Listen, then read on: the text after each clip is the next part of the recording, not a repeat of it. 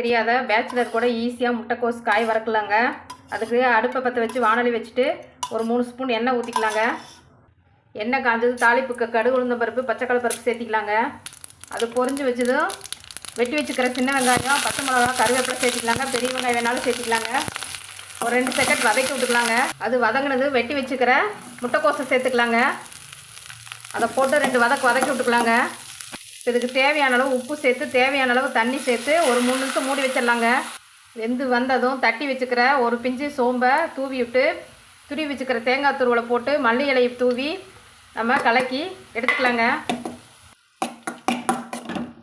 150 gram முட்டைக்கோஸுக்கு ஒரு பல்லாரி வெங்காயம் 2 பச்சை மிளகா அரை மூடி தூள் தேங்காய் சேர்த்திங்கன்னா இது மாதிரி உதிரியாக முட்டைக்கோஸ் ரெடியாயிருங்க.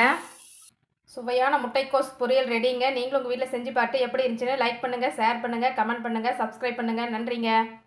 நாளைக்கு இன்னொரு சமையல